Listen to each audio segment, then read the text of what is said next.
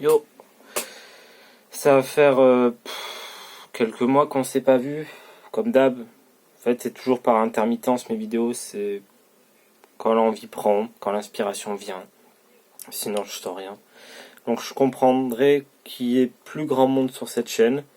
Ça m'étonne encore de voir du monde en fait. Mais apparemment, j'ai toujours des choses à raconter. Pas forcément vis-à-vis des flammes jumelles, je t'avoue, parce que je crois en avoir fait le tour. Mais niveau spiritualité et tout ce qui va autour, j'avoue que j'ai encore quelques trucs intéressants à dire, je pense. Donc après, à toi de voir si t'as envie de rester tout en sachant que je vais pas forcément poster tout le temps. À toi de voir. Je vais peut-être revenir finalement vraiment vers l'ésotérisme. Je pense que c'est ma branche. Et vers la spiritualité. Je vais plus m'orienter vers ces deux axes. Bref, une intro trop longue pour pas grand chose. Aujourd'hui, comme tu l'auras vu, le sujet ça va être les blessures.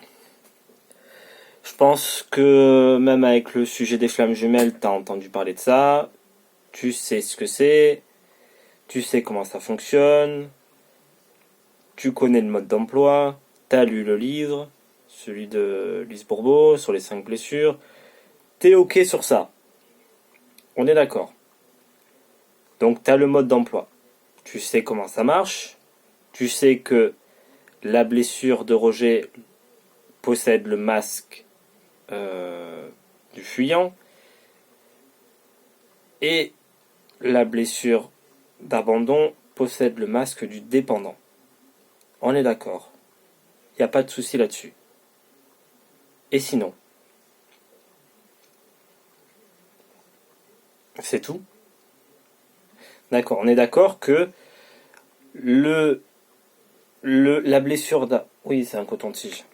La blessure d'abandon et la blessure de rejet, ce sont deux faces d'une même pièce, d'une certaine façon.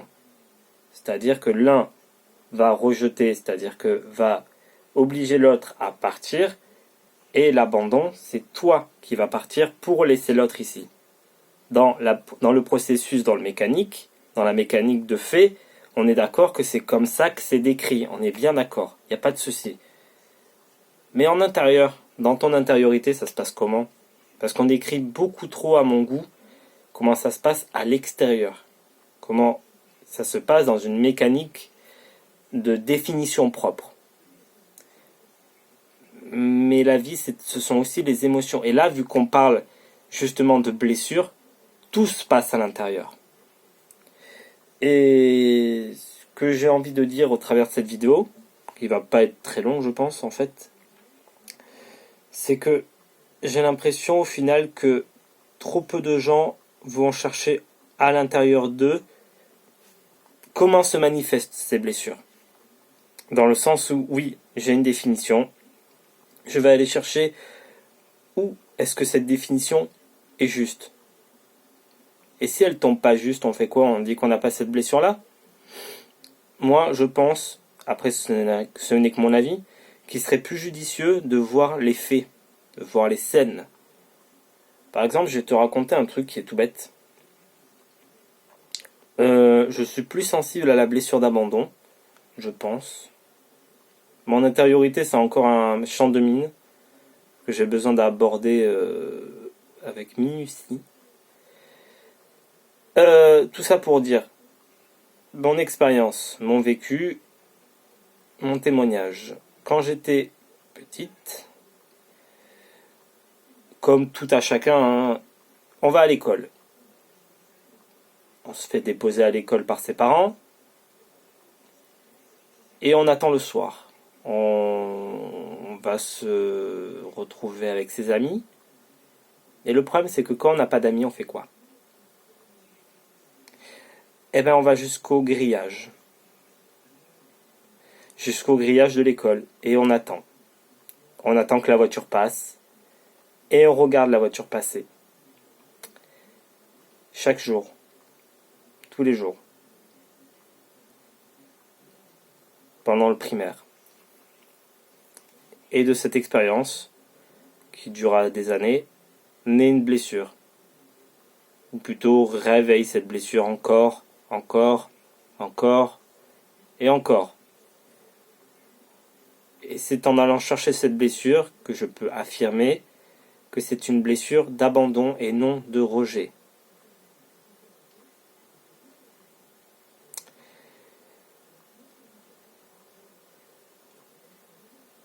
J'aurais même envie de dire, c'est pas forcément l'autre qui s'en va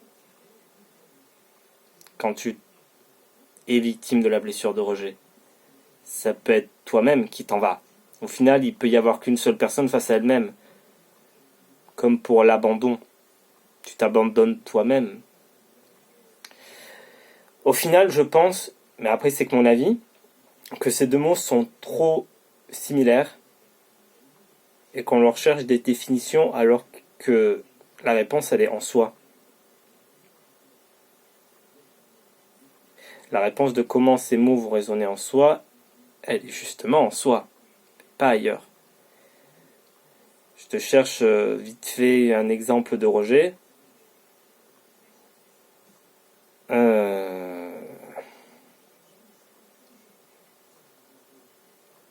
Oui, j'avais un ami qui devait dormir à la maison un soir et qui finalement a décidé de rentrer chez lui parce qu'il voulait pas rester. C'est lui qui part. Comme pour mes parents, hein, on est d'accord, c'est eux qui partent.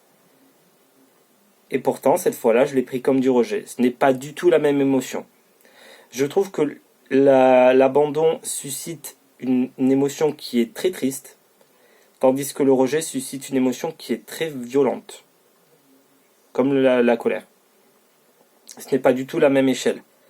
C'est comme ça que je pense que je reconnais la blessure. Après, chacun a ses méthodes pour reconnaître les blessures. Mais ouais, c'est vraiment la colère qui a ressorti le plus de ça, et pourtant c'est bien lui qui part. C'est pas une question de si l'autre part, à mon sens, hein, c'est pas une question de si l'autre part, si toi tu pars, c'est comment toi tu vas ressentir l'action. Parce que oui, dans le fait, c'est lui qui est parti, donc il m'a abandonné. Mais pourtant je le sens comme du rejet. Pourquoi je le sens comme du rejet? Parce qu'à mon sens il est parti à cause de moi. Et c'est ça le truc, c'est ça le piège, c'est que les définitions propres, genre ce genre de conneries là de c'est lui qui part, c'est moi qui pars, ça va 2 secondes. Mais si tu vas pas chercher en ton intériorité comment tu as réceptionné l'acte, ça ne sert à rien. C'est vraiment la clé, c'est en toi, c'est comme ça que ça se manifeste, c'est en toi. J'ai l'impression que cette vidéo c'est un peu un caillou dans la mare, enfin vraiment un tout petit caillou dans la mare, parce que j'ai l'impression de dire des banalités. Je pense que tout le monde le sait ça, mais je sais pas, il y a une petite voix en moi qui me dit de le dire et que c'est important de le dire, et ça me lâche pas depuis quelques jours. Peut-être que j'ai besoin de refaire des vidéos aussi, mais je sais pas, cette vidéo elle me semble importante alors que pourtant il n'y a pas grand chose à dire, c'est tout le monde le sait, c'est en soi que se trouve l'émotion. Mais une part de moi me dit aussi que non, tout le monde le sait pas. Parce que justement, si on croit que c'est parce que l'autre s'en va que c'est un abandon, non, c'est le rejet, à mon sens, c'est lorsque le problème vient de toi, c'est-à-dire que l'autre s'en va à cause de toi. C'est-à-dire que l'autre ne veut plus avoir affaire avec toi parce que c'est toi le problème. Tandis que l'abandon, l'autre s'en va pour des raisons extérieures à toi. Mais même là, ça colle pas. Parce que tu peux ressentir l'abandon alors que, justement, l'autre s'en va à cause de toi. Ou même ne pas le savoir tout court et ressentir l'un des deux. Le truc, c'est que peu importe la façon dont ça va se faire, c'est toi qui vas réceptionner l'émotion et c'est à travers le filtre de la blessure que tu as déjà que l'émotion va surgir. C'est pas l'acte en lui-même qui importe, c'est le filtre que tu as déjà en toi. Et c'est pour ça que deux actes différents, le même acte peut être vécu de différentes façons par deux personnes. C'est-à-dire une personne qui a une blessure d'abandon va vivre le fait que la personne s'en va comme un abandon, tandis que le rejeté, celui qui a la blessure de rejet va vivre le départ de quelqu'un comme un rejet. Et au final, je me dis que le rejeté est trop ancré sur lui-même, à croire que tout le monde le déteste, tandis que, et se détester lui-même au final aussi, hein, tandis que l'abandonné est trop ancré sur l'autre. Mais après, ça c'est une réflexion comme ça, j'avais besoin de la placer parce que ça me semblait intéressant de le dire. Mais voilà, je pense pas avoir plus que ça à dire dans cette vidéo finalement. Je t'ai dit, c'est vraiment une vidéo très courte pour dire des banalités, hein. Enfin, c'est histoire de me remettre en jambe pour la suite parce que je pense que j'aurai pas mal de trucs à dire pour la suite finalement. Et pour m'en mettre en selle pour ce qui va suivre. J'espère que tu seras au rendez-vous parce que j'aimerais bien avoir des retours quand même. Parce que ça me fait toujours du bien d'échanger et d'avoir des retours, des avis. Et ça me permet aussi de mûrir les réflexions. Parce que les mûrir toute seule dans mon coin, c'est pas très intéressant finalement. Et je me dis que c'est comme ça qu'on avance.